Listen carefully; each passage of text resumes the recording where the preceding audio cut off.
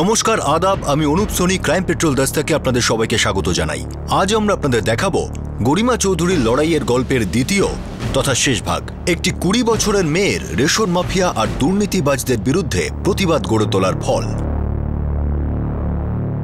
20 বছরের গরিমা চৌধুরী আর্থিক দুরবস্থার কারণে অষ্টম শ্রেণী পর্যন্তই পড়াশোনা করতে পেরেছিল। তার প্রেরণা ছিল তার মা, যে কিনা একটি এনজিওর সঙ্গে সমাজ কল্যাণের কাজে যুক্ত ছিলেন। তার থেকেই প্রেরণা পেয়ে সে রেশন ব্যবস্থার মধ্যে ছড়িয়ে পড়া দুর্নীতির বিরুদ্ধে আওয়াজ তোলে। 2002 সালে গরিমা সুধার নামের একটি এনজিওতে জয়েন করে, যেটি শশাঙ্ক আগরওয়াল দুর্নীতির বিরুদ্ধে প্রতিবাদ জানানোর উদ্দেশ্যে গড়ে তোলে। এই গ্রুপটি পাবলিক ডিস্ট্রিবিউশন সিস্টেমের দ্রব্যাদি বিতরণ আর রেশন কার্ড বিতরণে হওয়া দুর্নীতির বিরুদ্ধে প্রতিবাদ জোরালো করছিল। এই এনজিও কাজ করার সময় গরিমা বিপিএল অর্থাৎ বিলো পভার্টি লাইন কার্ড আর AAY অর্থাৎ অন্তর্দয় অন্ন যোজনা কার্ডের সম্পর্কে জানতে পারে। এবার গরিমা দৃঢ় প্রতিজ্ঞ হয় যে সে এই সমস্যার শেষ পর্যন্ত দেখবে। সে নিজের এলাকায় প্রত্যেক বাড়িতে গিয়ে মানুষদের কাছে তাদের রেশন কার্ডের পরিস্থিতি সম্পর্কে খোঁজ খবর নিতে থাকে। এরকম অনেক মানুষের সঙ্গেই তার দেখা হয় যারা কার্ডের জন্য অ্যাপ্লাই তো করেছিল, কিন্তু তখনও পর্যন্ত কার্ড পায়নি। অথচ সেই এলাকার রেশন ডিলারদের দাবি যে তারা কার্ড সম্পর্কে কিছুই জানে না। শশাঙ্ক আর তার বন্ধু অজয় প্রসাদের মাধ্যমে গরিমা জানতে পারে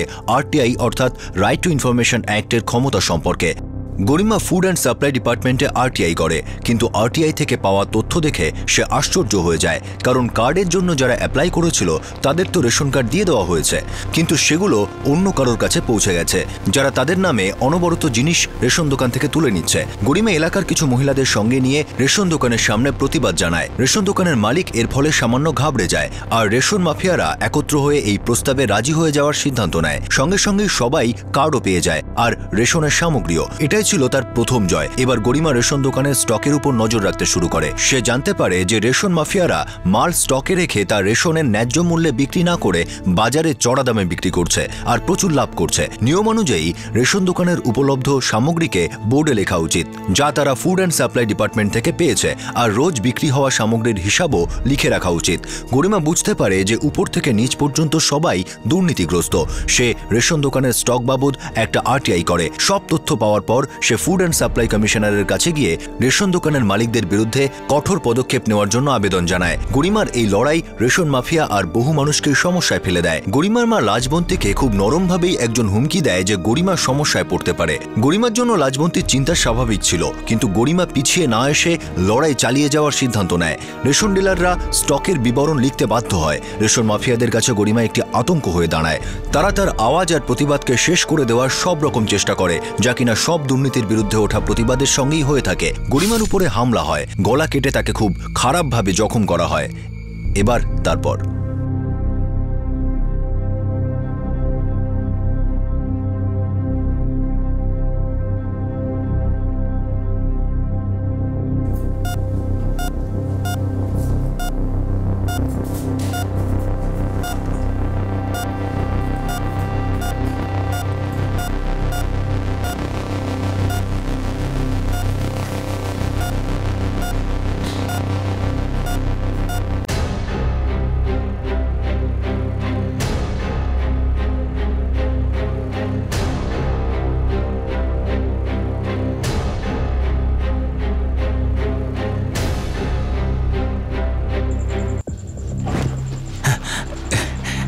এখনো বিপদ মুক্ত, গলায় 9টা স্টিচ পড়েছে। ডাক্তারবাবু, এখন আমরা কি ওর সঙ্গে দেখা করতে পারি? আর একটু পরেই আমরা ওকে ওয়ার্ডে শিফট করছি। ওকে।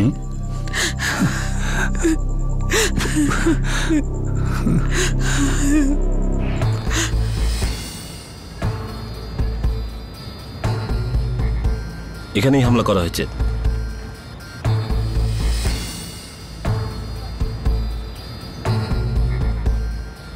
এই কৌটোগুলো সব ফরেন্সিক ডিপার্টমেন্টে পাঠিয়ে দাও।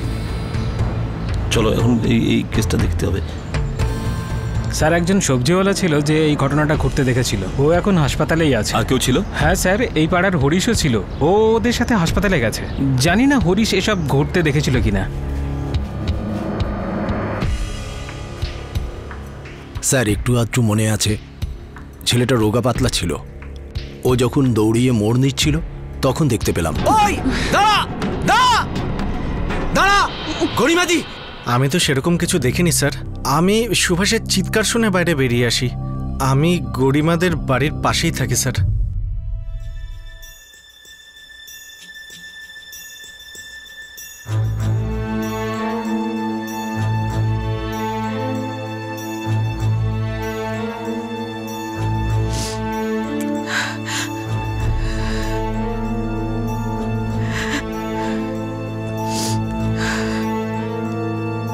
এটা নিশ্চয়ই রেশন মাফিয়াদের কাজ, এর পেছনে ওরাই আছে।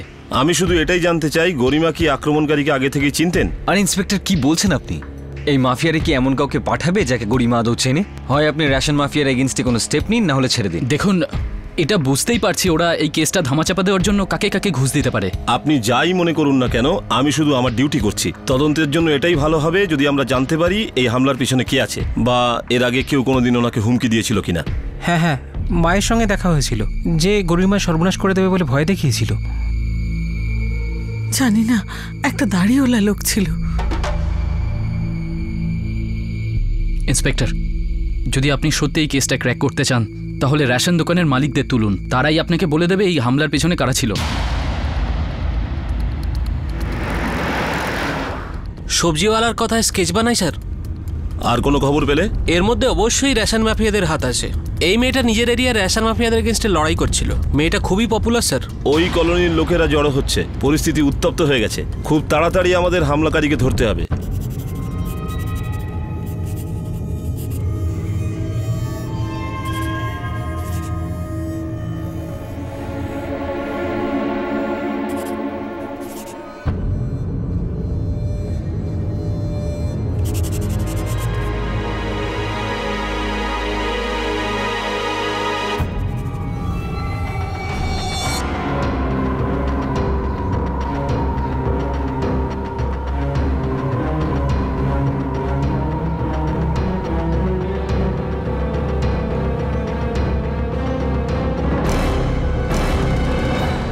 দাঁড়া দাঁড়া, আয় মা, আয়, সাবধানে। আয়।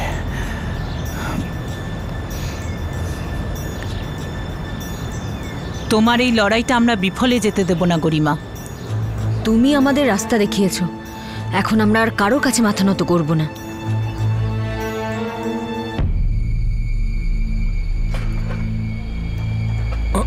দাদা, যবে থেকে এই মেয়েটার উপর হামলা হয়েছে তবে থেকে একটু বেশি ফেমাস হয়ে গেছে, পুরো হিরোইন হয়ে গেছে একদম। ভাট বকিস না, চুপচাপ নিজের কাজ কর।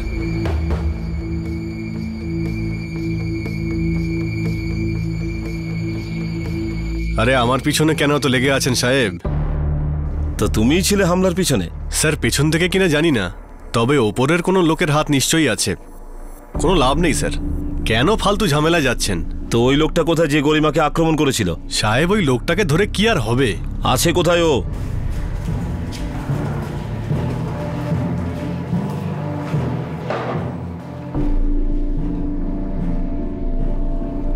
আমাকে কেউ কোনো টাকা দেয়নি স্যার। আমি বুঝতে পারছি না আপনি কি ব্যাপারে কথা বলছেন। তুমি গরিমা চৌধুরীর উপর আক্রমণ কেন করেছো? স্যার, আমি কারো ওপর কোনো হামলা করিনি, আমাকে ফালতু এখানে নিয়ে এসছেন। আমি বলছি স্যার, আমি কিচ্ছু করিনি স্যার।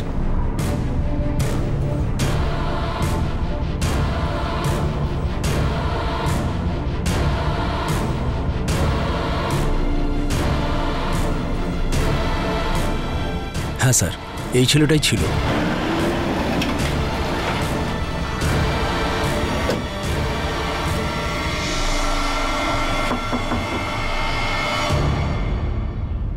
এই লোকটাই ছিল গরিমাদি।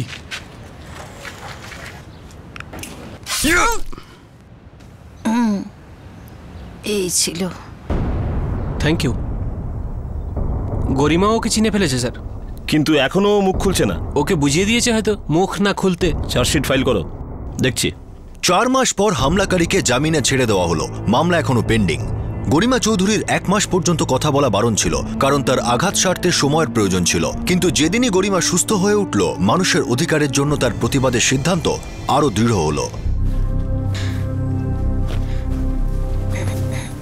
বাবা, আমি আসছি। আচ্ছা, কোথায় যাচ্ছিস তুই? কাজে যাচ্ছি মা। তুই এখনো ঠিক হসনি, গলা থেকে ভালো করে আওয়াজ বেরোচ্ছে না। মা, যেটা শুরু করেছি সেটাকে ছেড়ে দেবো কি করে? সবে তো পরিবর্তন শুরু হয়েছে। যা পরিবর্তন হওয়ার হবে। তুই কেন জীবনটা ঝুঁকিতে ফেলছিস? দেখ, আপনি বাঁচলে বাপের নাম। মা, কাউকে না কাউকে তো বিপদের সামনে যেতেই হবে, কেউ তো করবে। আমি জানি না। লাজবন্তী, যেতে দাও ওকে, ওর সিদ্ধান্ত একদম সঠিক। ওর মনোবলটা ভেঙে দিও না তুমি।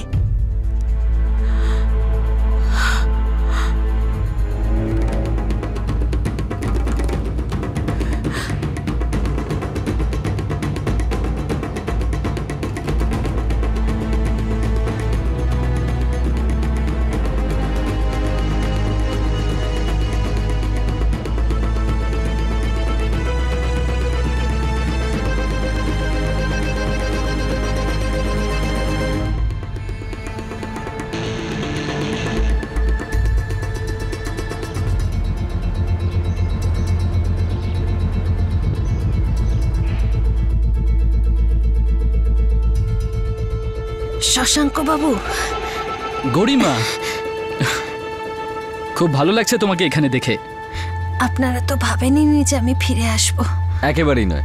ইনফ্যাক্ট তুমি তো সবে যুদ্ধের বিউগল বাজিয়েছ, এখন অনেক কাজ বাকি আছে। একদম, আর তোমার ভবিষ্যৎ খুবই উজ্জ্বল। এসো বসো। কাম সেট।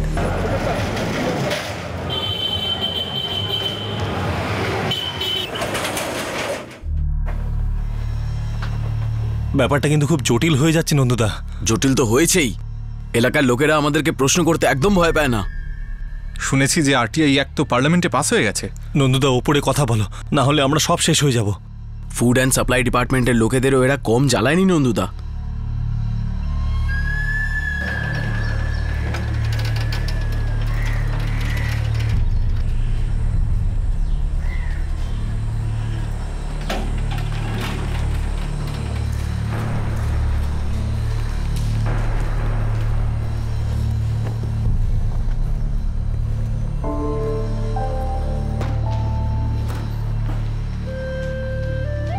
ম্যাডাম, স্যারের সঙ্গে যোগাযোগ করা যাচ্ছে না, আর জানি না উনি কখন আসবেন।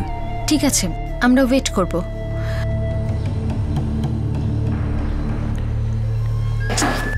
একদিনের কথা হোক, দুদিনের কথা হোক, ভুলে যেতে পারে। দুদিনের কথা নাকি? না, কিন্তু এই কেসটা। এক মিনিট, কি হলো? চলে গেছে ওরা? না স্যার, ওরা তো যাচ্ছেই না, বলছে আপনার আসা পর্যন্ত অপেক্ষা করবে। এই মেয়েটাও না মাথা খারাপ করে দেবে পুরো। আর কটা আরটিআই ফাইল করে ওদের শান্তি হবে? আর প্রত্যেক আরটিআই ফাইলের পর আমাদের অবস্থা খারাপ হয়ে যায়। ও শুধু আরটিআইতে সন্তুষ্ট হবে না, ওর জন্য একটা অন্য ব্যবস্থা কেন করছি না? একটা কাজ করি, ওকে কিছুটা ভাগ দিয়ে দেওয়া হোক, তাহলে চুপ করে যাবে। না স্যার, এই চুপ করে বসার মতো নয়। গলা কেটে দিয়েছে, তাও জোর গলায় কথা বলছে। ও এখন পাড়াপড়শিকেও বলতে শিখিয়ে দিয়েছে। এবার কি করব? 3 দিন হয়ে গেল লুকিয়ে বেড়াচ্ছি। আবার যদি বড় সাহেবের কাছে চলে যায় তাহলে আমাদের সবার প্রবলেম হয়ে যাবে। এটা তোর ভুল। তুই এমন লোককে কাজে লাগিয়েছিস যে কাজটা ভালো করে জানেই না। স্যার, এই ব্যাপারে তো আপনার সঙ্গে কথা বলেছিলাম। আপনি তো বলেছিলেন যে ওর মুখটা বন্ধ করে দিতে। আরে সব কিছুকে তুই আমার কথা মতো করিস নাকি? স্যার, এখন কি করব এটা তো বলুন। এখন দেখুন, জ্বালিয়ে খাচ্ছে মেয়েটা। আমাদের লোকসান হয়েই চলেছে। স্যার, আমাদের লোকসান হলে আপনারও তো লোকসান হবে স্যার। তুই কি আমাকে হুমকি দিচ্ছিস? না না স্যার, আমাদের সে ক্ষমতা কোথায়? আপনি আমাদের প্রভু স্যার। ঠিক আছে, এক কাজ কর, ওকে আর একবার হুমকি দিয়ে দে। কিন্তু হ্যাঁ, এবার ওর উপর হামলা করবি না। ও কিন্তু খুব বিখ্যাত হয়ে গেছে, সবকিছু উল্টে যেতে পারে। ওর বাড়ির লোককে হুমকি দে, আর এটা চালিয়ে যাবি। আচ্ছা স্যার। স্যার, প্রেসের লোকেরা আপনার সঙ্গে দেখা করতে চায়। এখন না, পরে আসতে বলো। ওকে।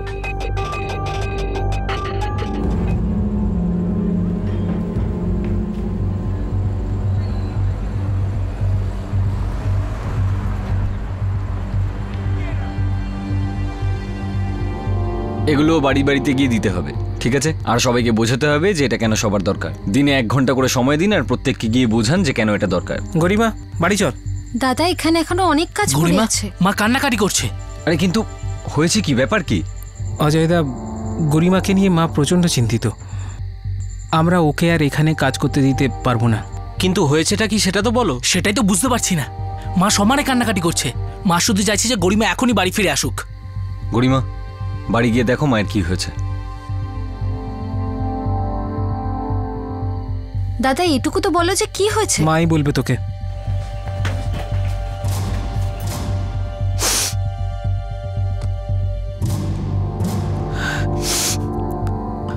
মা কেঁদো না, আর আমাকে বলো কি হয়েছে। আজকে সন্ধ্যাবেলা যখন ফিরছিলাম তখন রাস্তায় 2টো লোক আসলো।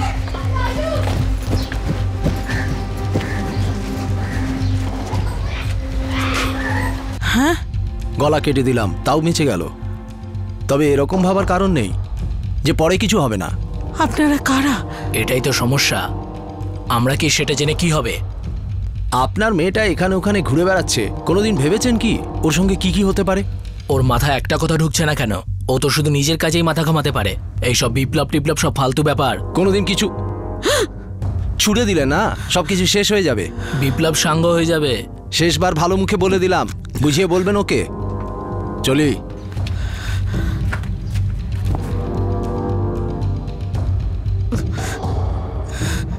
হয়ে গেছে পরিবর্তন, যা হবার হয়ে গেছে। বিপ্লব যতটা হবার ছিল, লোকেদের ভালো যতটা হবার ছিল, হয়ে গেছে। তুই না গরিমা প্রচন্ড স্বার্থপর হয়ে গেছিস, নিজের কাজ ছাড়া কিচ্ছু বুঝিস না।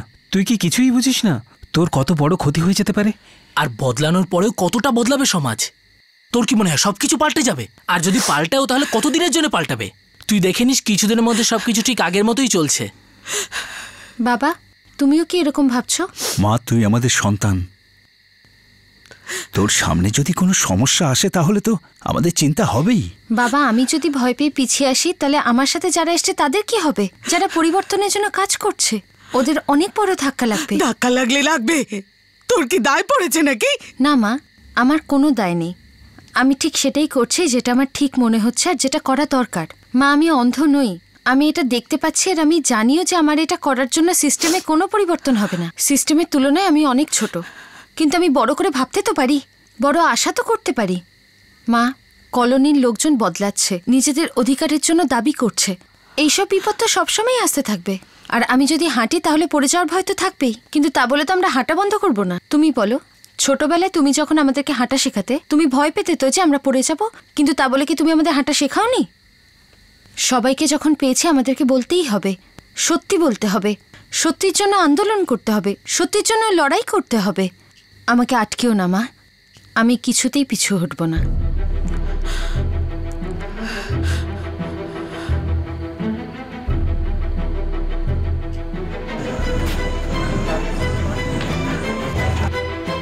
হ্যাঁ ঠিক আছে, যেরকম ভাবে কথা হলো সেরকম ভাবেই করতে হবে, কিন্তু না হলে কিন্তু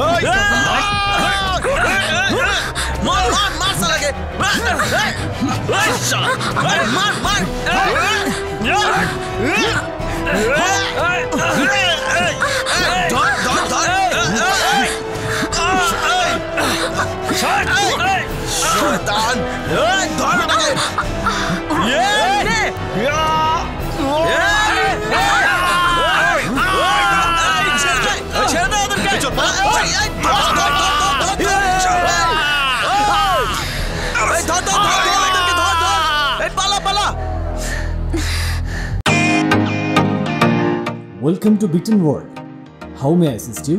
নতুন ফ্ল্যাটের জন্য একটা স্ট্যান্ড ফ্যান আর কুলার নেব। এই পচা গরম থেকে একটু স্বস্তি চাই। বাজার চলতে সব ব্র্যান্ড আর ভরসাযোগ্য নয়। তার জন্য তো আমাদের ফ্যান আছে, all purpose bullet table fan, ceiling fan. আমাদের সিলিং ফ্যান কিন্তু 30 মাসের ওয়ারেন্টি সহ পাওয়া যায়। আছে ফারাটা 2 বছরের ওয়ারেন্টি, 17 থেকে 20 মিটার এয়ার ফ্লো। মধ্যবিত্তের সাধ্যের মধ্যে একমাত্র ভরসাযোগ্য ব্র্যান্ড বিটেন। আমাদের কুলারের কিন্তু অনেক range, 45 litres, 50 litres, 70 litres, 90 litres, 110 litres.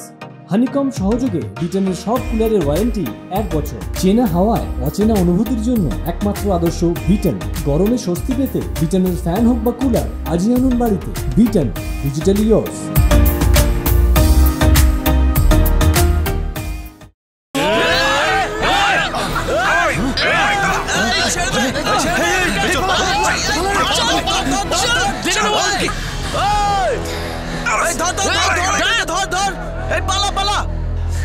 এই মেয়েটিকে হুমকি দেওয়া হয়, তার উপর হামলা চালানো হয়, তাকে পেটানো পর্যন্ত হয়, কিন্তু সে হার মানেনি। তার উদ্দেশ্য দৃঢ় ছিল, যা কোনো সমস্যার সামনেই ভেঙে পড়ার মতো নয়। তার এলাকার মানুষ এখন তার সঙ্গে ছিল, কারণ সেই তাদের অধিকারের জন্য লড়াই করতে শিখিয়েছিল। আর আজ তারা সেই জন্যই তার পাশে এসে দাঁড়িয়েছে। ওর বিরোধীরা নতুন নতুন পদ্ধতি খুঁজছিল, কিন্তু সবকিছুই বিফলে যাচ্ছিল। ওকে নিজেদের রাস্তা থেকে সরাতে বারবারই অসফল হচ্ছিল। হ্যাঁ, ও কথা বলতে চায় তোমার সঙ্গে। আমার সাথে? কেন, কে উনি? আর একজন জার্নালিস্ট তোমার ইন্টারভিউ করতে চায়, অনেক কথা শুনেছে তোমার ব্যাপারে। আচ্ছা ঠিক আছে, আমি আসছি। হ্যাঁ, শি ইজ কামিং। ওর বয়স সত্যি 24? আগে হ্যাঁ, 24 বছর বয়স। ইনফ্যাক্ট যখন ও জয়েন করেছিল তখন ওর বয়স ছিল 18। অদ্ভুত তো। কেন, আমি জানি না কেন আমার মনে হয়েছিল আমার করা দরকার তাই। রেশন মাফিয়াদের সাথে লড়াই, ওদেরকে চ্যালেঞ্জ করা, কিছু তো একটা হবেই যেটা তোমাকে সাহস জুগিয়েছে, উৎসাহ দিয়েছে। জানি না, ব্যাস আমার শুধু এটাই মনে হয়েছিল যে লোকজনের তাদের অধিকারটা পাওয়া দরকার। আপনার কি মত? হ্যাঁ অবশ্যই। আপনি যখন কিছু করেন আর বলেন যে আপনার লক্ষ্য হলো লোকজনের বা গরিবদের সাহায্য করা, কিন্তু তারপর আপনি এটা লক্ষ্য করেন না যে সেই সাহায্য গরিবদের কাছে আদৌ পৌঁছলো কিনা। শহরের অন্য জায়গায় গিয়ে দেখুন, জায়গা কত পরিষ্কার, কত ভালো, একদম পরিপাটি, কিন্তু এখানকার জায়গা সেরকম কেন নয়? কারণ আপনারা চান যে জায়গাটা এরকমই থাকুক, কারণ আপনি আমাদেরকে যাই দিচ্ছেন যেন দয়া করছেন, যাতে সেই দয়ার পরিবর্তে ভোট চাওয়া যায়। ব্যাস সেটাই ব্যাপার। ওরা আমাদেরকে চিন্তা করতে দিতেই চায় না যে আমরা চিন্তা করি, কারণ যদি আমরা চিন্তা করি তাহলে আমরা প্রশ্ন করব। আমরা এই প্রশ্নটাই করব যে ওই পার্কটা তৈরি করতে গিয়ে এত টাকা লাগালেন, তাহলে সেটা সংরক্ষণ কোথায়? তারপর আরো প্রশ্ন করব, তাহলে কি ওটা উপরি ইনকামের জন্য বানিয়েছিলেন? কাকে দায়িত্ব দেওয়া হয়েছিল? কতটা ঘুষ দেওয়া হয়েছে? আমরা অনেক প্রশ্ন করে ফেলবো। সেই জন্যই আমাদের প্রশ্ন করার সুযোগই দেওয়া হয়নি, শুধুমাত্র আমাদের উপর দয়া করা হয়েছে। রেশন, জল সব, আবার সেটা দিয়ে অন্যভাবে রোজগার করো যাতে আমরা আমাদের হকের জিনিসটা না পাই। আসলে এরা তো লোকেদের প্রয়োজনের কথাটা জানতেই চায় না, শুধুমাত্র দয়ার দান করে, তারপর সেগুলোকে নষ্ট করে, লোকেদের কাছে পৌঁছতেই দেয় না। আমরা এখনো কেন মালিক চাকরের মানসিকতা থেকে বেরোতে পারিনি? তুমি শুধু এই কলোনির লোকেদের জন্যই লড়াই করছো, কিন্তু স্ক্যাম তো আমাদের সারা দেশে হচ্ছে, আর আমাদের দেশ তো অনেক বড়। কিন্তু এটা তো কোনো কথা নয় যে যেটা হচ্ছে সেটাকে হতেই দিতে হবে। আপনি বলুন। না, তুমি ঠিকই বলছো, কিন্তু আমরা যতই অপছন্দ করি না কেন, পরিস্থিতি তো একই থাকবে। তাহলে আমাদের ভুল চিন্তার পরিবর্তন করতে হবে। আমরা কেন সবসময় সঠিক আর ভুলের গল্পটা বলতে থাকি? কেন বলি যে সত্যেরই সবসময় জয় হয়? কারণ এটা তো আমরা মেনেই নিয়েছি যে ভুল করার মধ্যে কোনো ভুলই নেই, আর এটা জীবনেরই একটা অঙ্গ। আর যদি সেটাই হয় তাহলে আমরা এই সম্পর্কে স্কুলে কেন পড়াই না? আমরা ছোটবেলায় ভালো কথা শুনবো আর বড় হয়ে সমাজের এই ভুলটা দেখবো, তাহলে কি আমরা দুঃখিত বা কষ্ট পাবো না? আমাদেরকে বাচ্চাদের আমাদের বর্তমান সম্পর্কে বলতে হবে, ওদেরকে ভুলের ব্যাপারে সতর্ক করতে হবে, আর ভ্রষ্টাচার সম্পর্কে সচেতন করতে হবে। ওদেরকে চিন্তা করা শেখাতে হবে যাতে ওরা অন্ধের মতো কাউকে বা কোনো কিছুকে বিশ্বাস না করে। রেশন মাফিয়াদের বিরুদ্ধে এই সংগ্রাম, তুমি এই অঞ্চলের বাচ্চাদের সুশিক্ষা দেওয়ার জায়গায় পৌঁছে গেছো। সবাই গরিব, কেউ তো মিউনিসিপ্যাল স্কুলেও যায়, আর সেখানে তো অর্ধেক সময় টিচার আসেই না। আপনি আমার সাথে গিয়ে দেখুন ওই স্কুলের অবস্থা। আমরা কেন বাচ্চাদের এই সামান্য চাহিদাটাও পূরণ করতে পারি না? প্রাইভেট স্কুলে 25% সিট ইকোনমিক উইকার স্টুডেন্টদের জন্য সংরক্ষিত থাকে, কিন্তু আদৌ সেটা কতখানি কার্যকরী হয় এটা দেখার জন্য কেউ নেই এটা দেখার জন্য যে আদৌ এটা কার্যকরী হচ্ছে কিনা। সেই জন্যই আমি আওয়াজ তুলেছি যে কলোনির বাচ্চাদের ওদের এই অধিকারটাকে কে পাইয়ে দেবে? সত্যিটা তো এটাই যে গরিবদের উঠে দাঁড়ানোর বা কিছু করার কোনো ক্ষমতাই নেই, কারণ সিস্টেম চায় না যে ওরা এগিয়ে যাক। কারণ সিস্টেমের জন্য এরা ব্যাংক, 5 বছরের ফিক্সড ডিপোজিট, যার ইন্টারেস্ট একজন নেতা 5 বছর বাদে নেয় ভোটের মাধ্যমে, আর তারপরে থেকে গরিব করেই রেখে দেয়, বিভিন্ন যোজনা দিয়ে দেয়। প্রথমে শাড়ি, সাবান, সাইকেল, কুকার এসব দিত, আর আজকাল মোবাইল, ট্যাব আর কিছু সোনা দিয়ে দেয়। কাউকে না কাউকে তো পরিবর্তনের জন্য আওয়াজ তুলতেই হতো। যত লোক আসবে তত ভালো। আমার পুরো ভরসা আছে যে বদল হবেই, পরিবর্তনও আসবে। তো নেক্সট স্টেপ কি ইলেকশনে দাঁড়ানো?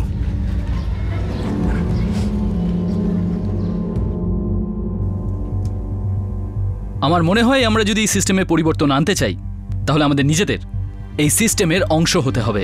বাইরে থেকে আমরা শুধু লড়তে পারি, প্রেশার তৈরি করতে পারি, কিন্তু কোনো সমস্যাকে যদি নির্মূল করতে হয় তাহলে আমাদের এই সিস্টেমের ভেতরে ঢুকতে হবে। একদম ঠিক। আমরা লড়াই তো করছি, কিন্তু সত্যি কথাটা এই যে আমরা একটা বেঈমান সিস্টেমের থেকে সততা পাবার প্রত্যাশা করছি। তার মানে এটাই যে আমাদেরকেই সিস্টেমের মধ্যে ঢুকতে হবে। ওদেরকে সিদ্ধান্ত নিতে বা ওদের ভুল সিস্টেমের প্রতিবাদ করার বদলে আমাদের নিজেদেরকে সিদ্ধান্ত নেওয়ায় অংশগ্রহণ করতে হবে। একদম, এক্স্যাক্টলি। সেজন্যই আমরা পরের ইলেকশনটা লড়ব।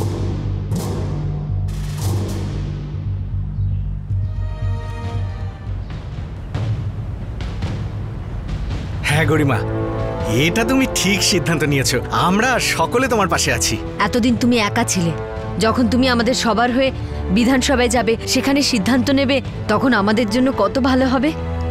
মা, আমার আশীর্বাদ সব সময় তোর মাথার উপর থাকবে। আমি যদি না বলি তাহলে দাঁড়াবি না নাকি?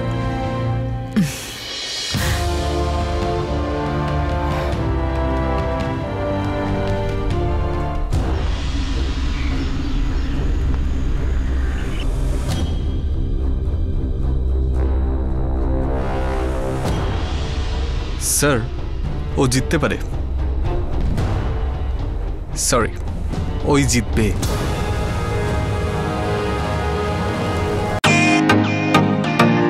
Welcome to bitten world. How may I assist you? নতুন ফ্ল্যাটের জন্য একটা স্ট্যান্ড ফ্যান আর কুলার নেব। এই পচা গরম থেকে একটু স্বস্তি চাই। বাজার চলতে সব ব্র্যান্ড তো আর ভরসাযোগ্য নয়। তার জন্য তো আমাদের ফ্যান আছে, all purpose bullet table fan, ceiling fan. আমাদের সিলিং ফ্যান কিন্তু 30 মাসের ওয়ারেন্টি সহ পাওয়া যায়। আছে ফারাটা 2 বছরের ওয়ারেন্টি, 17 থেকে 20 মিটার এয়ার ফ্লো, মধ্যবিত্তের সাধ্যের মধ্যে একমাত্র ভরসাযোগ্য ব্র্যান্ড বিটেন। আমাদের কুলারের কিন্তু অনেক range, 45 litres, 50 litres, 70 litres, 90 litres, 110 litres. Honeycomb সহযোগে বিটেনের সব কুলারের ওয়ারেন্টি 1 বছর। চেনা হাওয়ায় অচেনা অনুভূতির জন্য একমাত্র আদর্শ বিটেন। গরমে স্বস্তি পেতে বিটেনের ফ্যান হোক বা কুলার আজই আনুন বাড়িতে। Beaten, digitally yours.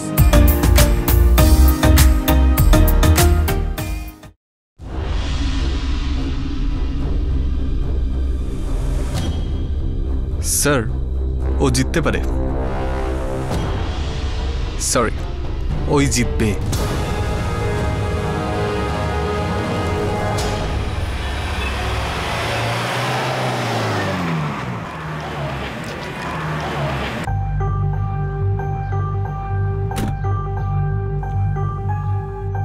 তোমার ইলেকশনে দাঁড়াবার কি দরকার?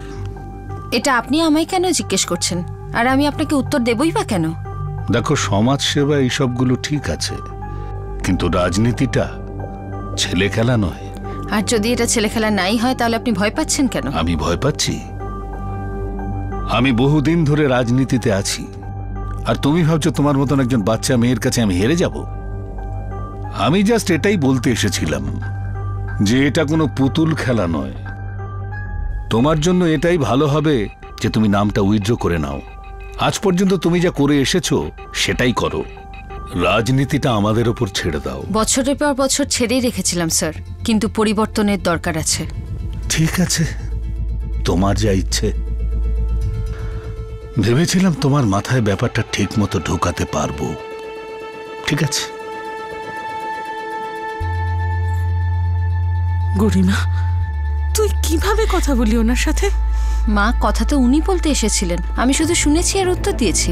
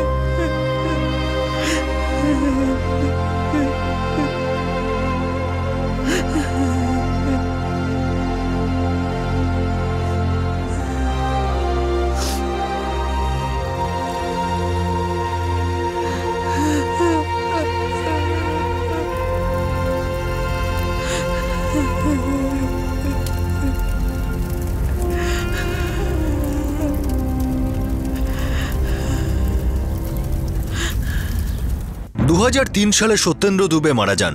কেস হিস্ট্রি থেকে জানা যায় যে তাকে ছোটখাটো চোরেরা লুঠের উদ্দেশ্যে মেরেছিল। গরিমা 2013 সালে একটি দুর্ঘটনায় মারা যায়। বলা হয় যে এটি একটি hit and run accident case. সেই সময় তার বয়স ছিল 28।